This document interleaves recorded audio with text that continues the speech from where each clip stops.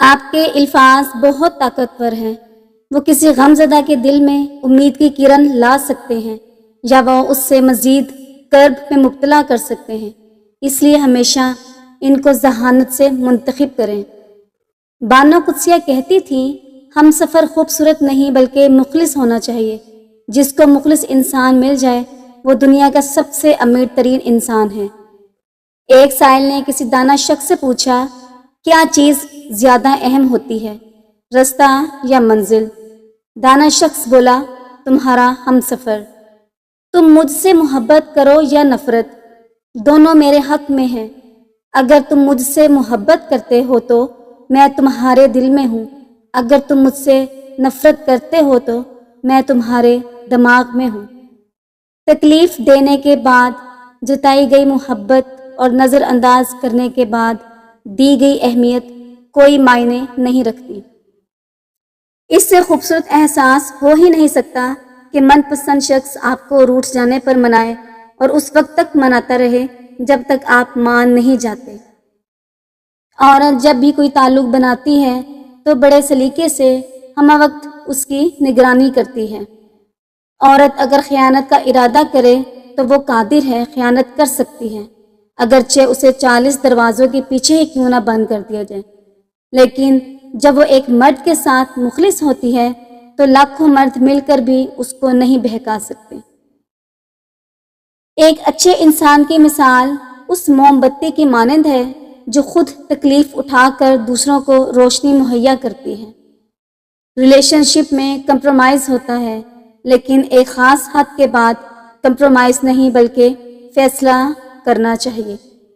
ہم وہ آخری نسل ہیں جن کے پاس ایسی معصوم ماں ہے جس کا نہ کوئی سوشل میڈیا اکاؤنٹ ہے اور نہ ہی فوٹو سیلفی کا کوئی شوق۔ عورت کی زندگی میں دوسرا آنے والا مرد سانپ ہوتا ہے۔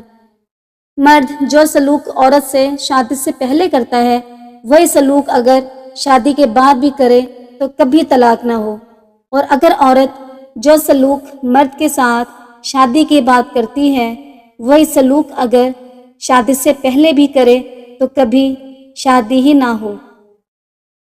عورتوں کے شوقین مرد اور پیسوں کی شوقین عورتیں کبھی با کردار نہیں ہوتی۔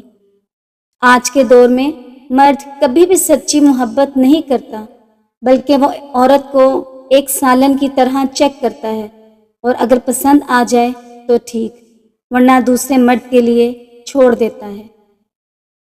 اگر تم یہ جاننا چاہتے ہو کہ عورت حقیقت میں کہنا کیا چاہتی ہے تو اس کی بات نہیں سنو بلکہ اس کی طرف دیکھو۔ عورت کی نفسیات کے مطابق اسے ایک ایسے میچور مرد کی ضرورت ہوتی ہے جو اسے بچوں کی طرح ڈیل کرے اور اس کی ہر بچگانہ حرکات کو برداشت کرے، اور سب سے بڑی بات اسے منانے کا ہنر آنا چاہیے۔ مرد پوری زندگی اس عورت کے لاڈ اٹھاتا پھرتا ہے جو جانتی ہو کہ مرد کو اپنی جانب کیسے مائل کرنا ہے، اور جس کو مرد کا اچھی طرح دھیان رکھنا آتا ہو۔ مرد کو اپنی بیوی کے علاوہ ہر عورت معصوم اور مظلوم لگتی ہے۔ محبت ایک مہمان ہے، یہ انہی کے ہاں آتی ہے جو اس کی میزبانی کے لیے تیار ہوتے ہیں۔ عورت سب مردوں کو پاک دامن چاہیے، خود چاہے 100 جگہ منہ کیوں نہ مارا ہو۔ زندگی کی سب سے بڑی انویسٹمنٹ ہم کسی انسان پر کرتے ہیں، اپنی جوانی کے قیمتی سال محبت کے نام پر دیتے ہیں، اور بدلے میں کیا ملتا ہے؟ نہ ختم ہونے والی اداسی، عمر بھر کا روگ، اور پل پل لمحے لمحے کا انتظار بس۔ جب مرد کسی عورت سے محبت کرتا ہے اور اسے پا نہیں سکتا اور وہ کسی اور نکاح میں چلی جاتی ہے تو یقین مانیے ہر رات وہ سینکڑوں بار یہ سوچ کر مرتا ہے کہ اس کی محبت کسی اور کی دسترس میں ہے، کسی اور کو حاصل ہے، اور اس پر اس کا کوئی حق نہیں۔ اس مرد کی اوقات ایک کتے کے برابر ہے جسے دیکھ کر ایک عورت اپنا راستہ بدل لے۔ صبح کی نیند انسان کے ارادوں کو کمزور کرتی ہے، منزلوں کو حاصل کرنے والے کبھی دیر تک سویا نہیں کرتے۔ منافقت منہ کے بدبو کی طرح ہوتی ہے، اپنا تو پتہ نہیں چلتا صرف دوسروں کی بری لگتی ہے۔ اگر ہارا ہوا انسان ہارنے کے بعد بھی مسکرا دے تو جیتنے والا اپنی جیت کی خوشی کھو دیتا ہے۔ بوڑھے لوگ بیماری سے نہیں، اکیلے پن اور تنہائی سے مر جاتے ہیں۔ کسی کی خوشی میں شریک نہ ہوں بلکہ اس کی خوشی کی وجہ بن جائیں، اور ہر کسی کے دکھ میں شریک ہو جائیں، نہ کہ اس کے دکھ کی وجہ بنے۔ زندگی کو اس وقت جینا سیکھو جب وہ آپ کو مار رہی ہو۔ پیسہ حیثیت بدل سکتا ہے لیکن اوقات نہیں۔ اگر محبت ان سے نہ ملے جن سے آپ پیار کرتے ہو، پھر محبت اس کو ضرور دینا جو آپ سے پیار کرتا ہے۔ زندگی کے 3 اصول بنا لو۔ اس سے ضرور معافی مانگو جسے تم چاہتے ہو، اسے کبھی مت چھوڑو جو تمہیں چاہتا ہے، اسے کبھی کچھ نہ چھپاؤ جو تم پر اعتبار کرتا ہے۔ دوستی اور محبت ان سے کرو جو نبھانا جانتے ہو، نفرت ان سے کرو جو بھلانا جانتے ہو۔ ماہر نفسیات کا کہنا ہے کہ جب ہمیں کوئی درخت گرانا ہوتا ہے تو ہم اس کو کاٹتے نہیں ہیں بلکہ اس کو نظر انداز کر دیتے ہیں۔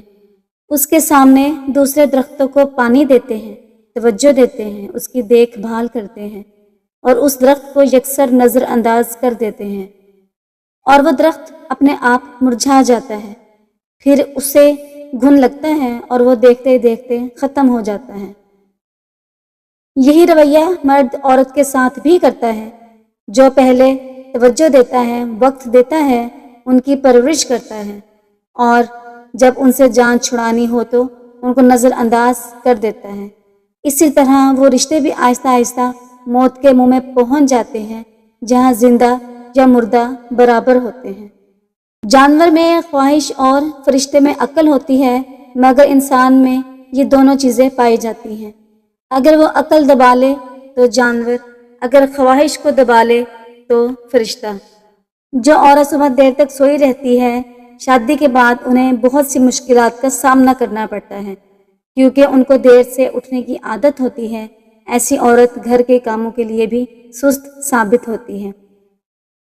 اگر کسی عورت کے مسوڑے کالے یا نیلے ہوں، ایسی عورت کی زندگی پریشانیوں میں گزرتی ہے۔ ایسی عورت کے شوہر کو بھی اپنا گھر چلانے کے لیے بہت تگ و دو کرنی پڑتی ہے۔ جس عورت کے ہاتھ سوکھے اور کمزور ہوں، ایسی عورت کو بغیر مشقت کیے کوئی بھی کامیابی نہیں ملتی۔ اسی وجہ سے اکثر عورتیں اپنے کام کو ادھورا چھوڑ دیتی ہیں۔